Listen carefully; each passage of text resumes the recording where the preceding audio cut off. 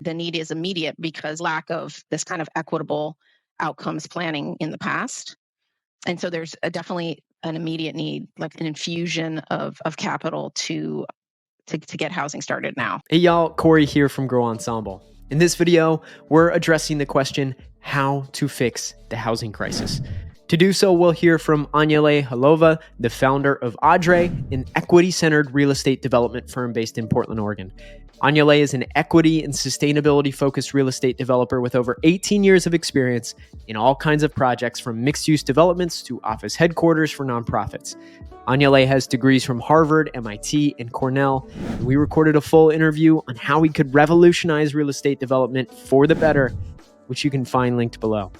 In this video, however, we'll cover the complexities of the housing crisis, exploring the economic factors, challenges in construction, and the need for increasing total housing supply. A whole series of economic factors going on that have led to kind of I would call the housing crisis that we have now. In general, it's a housing crisis, period, regardless of income category. Like, we just don't have enough homes. People have not built enough homes. There's been a lot of attrition out of the construction industry and not a lot of encouragement on folks creating buildings as viable and actually very profitable careers. Prior to even the pandemic, we had been talking about a huge shortage of construction workers in Oregon, and that pipeline not being replenished, let's say. On top of that, these are really good jobs too that you could imagine people of color could really benefit from being in these jobs, but the lack of exposure to those jobs. And like I said, this actual overt racism and implicit bias also keeps people out of these fields. So I think that's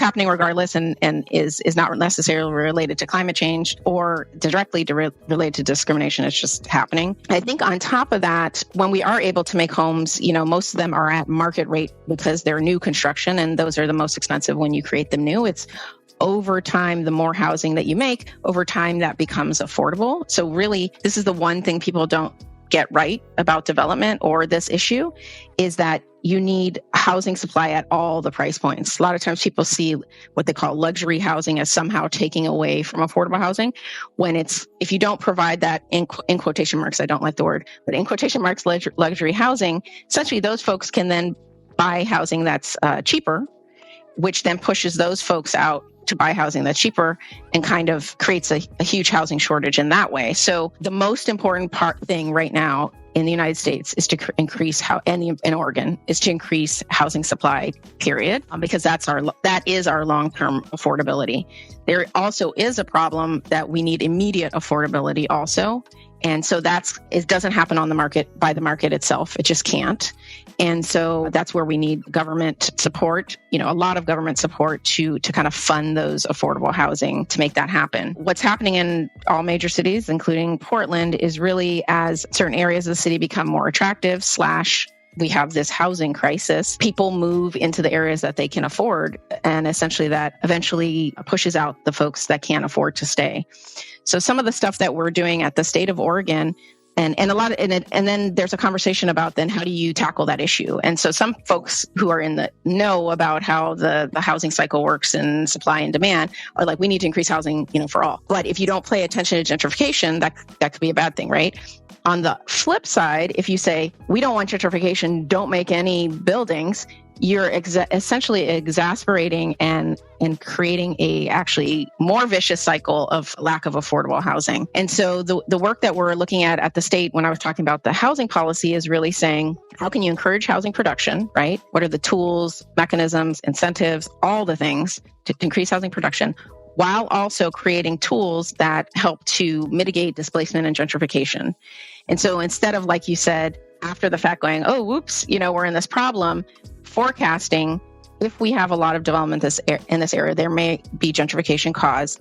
Are there things that we can help those residents that currently live there be able to stay in their homes, be stabilized, provide new affordable housing in that neighborhood that might be gentrified, so people don't have to move out and they can actually maybe move into new homes that are healthy and sustainable and all that kind of stuff, rather than kind of the deteriorating homes. And really, I think the important part on the gentrification displacement is really preserving wealth for the folks that do own their homes in these neighborhoods, that they don't get pushed out and of wealth creation. And so that's something we did at the state, is provide a displacement and gentrification toolkit that cities have to use to analyze their various areas of the city and start to identify what areas are more prone to gentrification and displacement, which ones are areas of opportunity. Professor and a PhD student at Portland State University, which was awesome. So they did that. And then we essentially at the state provided that toolkit along with a bunch of strategies that cities can pick and choose from to increase their housing supply, all within the lens,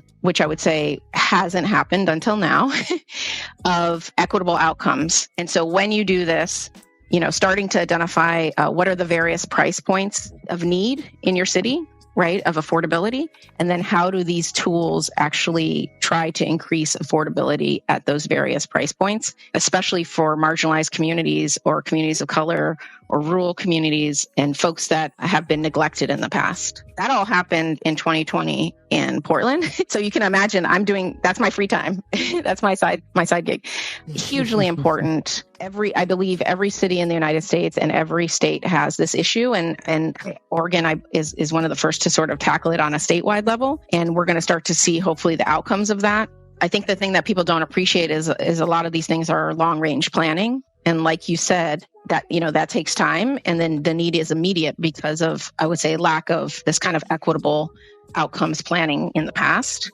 And so there's definitely an immediate need of like kind of an infusion of capital to get housing started now. Hey y'all, I hope you enjoyed this Learn Ensemble video.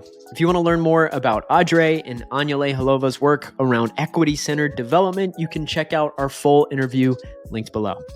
Lastly, if you're interested in living and working more sustainably, but don't know where to get started, consider signing up for my free 7-day email series, 7 Days to Living and Working More Sustainably. You can do so by going to growensemble.com/7. Each day for 1 week, I'll send you a short essay that explores what we call around here at Grow Ensemble, the art of living and working more sustainably. Sustainability, while certainly about the things we do, is also very much so about the way we think and how we see the world. Start thinking differently, start living and working more sustainably. Again, to get that free series, go to growensemble.com/7. All right, y'all. Until next time.